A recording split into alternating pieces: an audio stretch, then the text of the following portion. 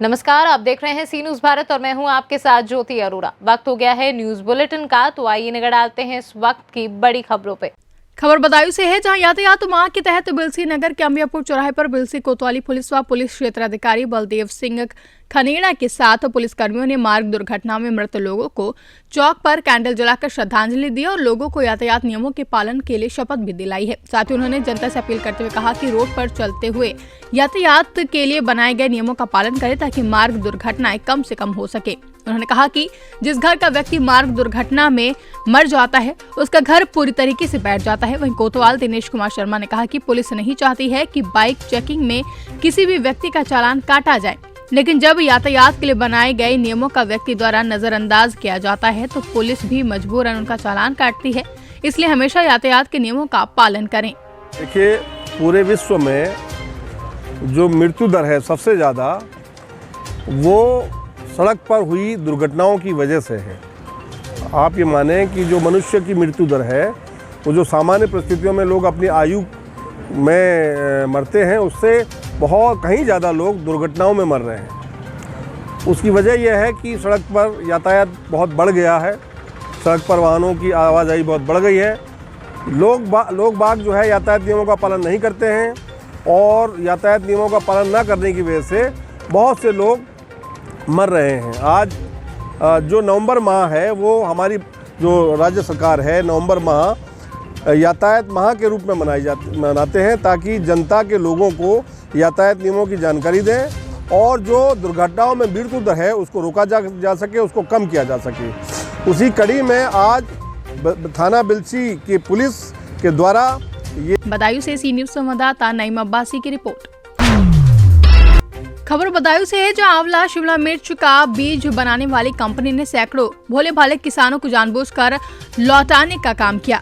इस बार बेमौसम बारिश से धान की फसल चौपट हो गई, जहां किसानों को बची कुची आस मिर्च की फसल से थी। मंडी भाव भी इस बार अच्छा है, लेकिन कंपनी वालों ने किसानों को चौपट कर अपनी साजिश कर शिकार बना लिया। आंवला तहसील के सहसा गांव में शिमला मिर्च की खेती सबसे ज्यादा की जाती है। इसकी वजह से पिछले कुछ सालों से मिर्च का बीज बनाने वाली कंपनी इंदिरा ने अपने कर्मचारियों को गांव में ही बीज देना शुरू कर दिया। हर बार की तरह इस बार भी किसान भाइयों ने कर्मचारियों पर विश्वास करके खूब बीज खरीदा। जब फसल तैयार हुई तो उसमें फल ही नहीं आया। शायद इस बार फसल में फल न आने की जानकारी कंपनी और उनके कर्मचारियों को पहले से ही थी, इसलिए कर्मचारियों ने किसानों को बीज का बिल अभी तक नहीं दिया। किसानों द्वारा बिल मांगने पर आजकल कहते हुए टालते हैं, जहां गांव के किसान काफी परेशान हैं। कर्ज लेकर फसल तो तैयार कर ली है, लेकिन फसल में फल ही नहीं आया है और कर्ज भी चुकाना बाकी है। धान की फसल पहले ही बेमौसम बारिश के कारण नष्ट हो चुकी है। अब किसानों पर ये बड़ी आपदा आ पड़ी है। क्या समस्या, आपकी फसल में कुछ फल नहीं आया है? मैंने मिर्च लगाई थी जी, शिमला मिर्च सेडेंटा की इंदिरा कंपनी वाले स्वयं यहाँ पर देके गए थे। ठीक है। काफ़ी समय से उसका विश्वास था, मुझे लगा रहे हैं काफ़ी समय से, और इस बार तो ऐसा उसने कर दिया, अभी तक फल भी नहीं आया, उसको काफ़ी नुकसान किया है। और कंपनी वाले आके गुमराह कर रहे हैं, अभी तक नहीं तो बिल दिया है और आज की कल कहते रहते हैं। अच्छा, ये समस्या आपके अलावा कितने और किसानों को आपके गांव में? सभी किसानों को जिन्होंने बीज लिया है वो सभी किसानों को, मतलब जितने किसानों ने उन लोगों से बीज लिया था उनके सामने ये समस्या। बरेली से सी न्यूज संवाददाता कुणाल आर्य की रिपोर्ट। दुमका जिले का शिकारीपाड़ा थाना क्षेत्र यूं तो अपनी सुंदरता और विशेषताओं के लिए प्रसिद्ध ही है, परंतु वर्तमान समय में इस क्षेत्र की ज्यादा चर्चा अवैध कार्यों को लेकर हो रही है, चाहे वह कोयले का अवैध खनन व्यापार हो या फिर पत्थर या बालू का। शिकारीपाड़ा थाना क्षेत्र के कई इलाकों में कोयले का भंडार है, जिसके लिए कई कंपनियों को कोल माइंस के लिए आवंटन भी प्राप्त है और कंपनियां माइंस करने के लिए प्रयासरत है। इस बीच स्थानीय माफिया तत्वों ने पहाड़ों का सीना छलनी करके कई सुरंगनुमा खदान बनाकर कोयले का अवैध उत्खनन लगातार कर रहे हैं एवं बाहरी प्रदेशों को भेज रहे हैं, जहाँ प्रायः हर वर्ष 1-2 बार प्रशासनिक कार्रवाई के बाद मामला शांत पड़ जाता है और माफिया तत्व इसका फायदा उठाकर मालामाल हो रहे हैं, जबकि सरकार को राजस्व की भारी नुकसान हो रही है। इसी तरह आज दुमका जिला प्रशासन पूरे दलबल के साथ थाना क्षेत्र के बादलपाड़ा लूटिया पहाड़ इलाके में पहुंची, जहां दर्जनों कोयले का अवैध खनन संचालित किया जा रहा है। टीम ने उन अवैध कोयला खदानों को बुलडोजर से डोजरिंग करना शुरू किया और लगभग 20 से 25 खदानों को डोजरिंग कर समतल कर दिया। हालांकि कोयले की खदान डोजरिंग के उपरांत कुछ ग्रामीणों ने विरोध जताया और साथ ही साथ कुछ खदानों में चोकड़ा भी लगाया गया और ग्रामीणों के कुछ लोगों ने कहा कि खदान हम भरने नहीं देंगे क्योंकि इसी से हमारा पालन पोषण मजदूरी करके होता है और अगर आप लोग खदान बंद कर देंगे तो हम लोग क्या खाएंगे। हम गरीब के पास कमाने का कोई दूसरा साधन नहीं है। इस संबंध में पत्रकारों से बातचीत करते हुए एसडीपीओ नूर मुस्तफा अंसारी ने कहा कि अवैध उत्खनन कार्यकर्ताओं के विरुद्ध प्रशासन की कार्रवाई आगे भी जारी रहेगी, जबकि जिला खनन पदाधिकारी कृष्ण कुमार किस्कू ने कहा कि सूचना मिलने पर कार्रवाई की गई है और किसी को भी अवैध ढंग से कोयला का अवैध उत्खनन नहीं करने दिया जाएगा। साथ ही माफिया तत्वों की पहचान की जा रही है, उनकी पहचान होने पर उनके विरुद्ध प्राथमिकी दर्ज की जाएगी। ये बताइए कि लगातार कार्रवाई होती है लेकिन फिर भी ये कार्य जारी रहता है, इस पर अंकुश कैसे लगेगा और किस पर मामला दर्ज कर रहे हैं? नहीं, बीच बीच में तो हम लोग करते ही रहते हैं और अभी हम लोग शिकारीपड़ा थाना क्षेत्र के बादरपड़ा एरिया में हम लोग हैं जो वन क्षेत्र है और उसमें फॉरेस्ट के पदाधिकारी, जिला प्रशासन और दुमका पुलिस की तरफ से संयुक्त कार्रवाई की जा रही है। हम लोग जेसीबी पोकलन वगैरह लगवाए हुए हैं, इसको डोजरिंग करवा रहे हैं और आगे भी लगातार जारी रहेगी। मामला किस पर दर्ज हो रहा है? मामला तो अब देखते हैं, अनुसंधान में जांच में क्या आता है क्योंकि कौन कौन लोग शामिल हैं उस पर कार्रवाई की जाएगी। तो बाकी क्योंकि फॉरेस्ट का एरिया है तो रेंजर साहब हैं या फिर डीएफओ सर हैं, उनके तरफ से क्या आदेश आता है। कुछ जब्त हुआ है क्या आज? कुछ तो ट्रैक्टर से कोयला वगैरह जब्त हुआ। दुमका से सी न्यूज संवाददाता सद्दाम हुसैन की रिपोर्ट।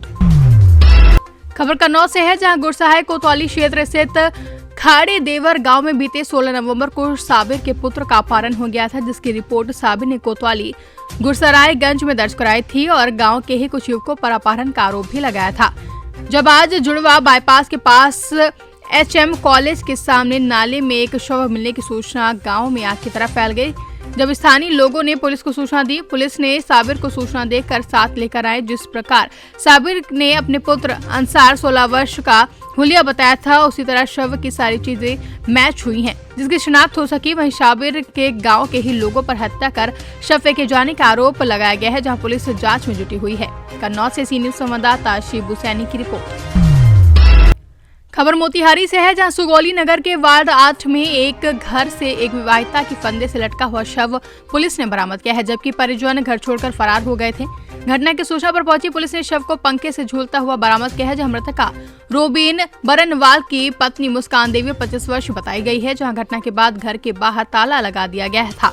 बता दें, मृतका के मायके वालों ने ससुराल वालों पर हत्या कर घर छोड़कर फरार होने की बात कही है। वहीं मौके पर सीओ धर्मेंद्र गुप्ता और थानाध्यक्ष विवेक जायसवाल की देखरेख और मायके वालों की उपस्थिति में घर के बाहर मेन गेट का ताला तोड़ा गया। वहीं पुलिस ने शव को पोस्टमार्टम के लिए मोतिहारी भेजकर आगे की कार्रवाई शुरू कर दी है।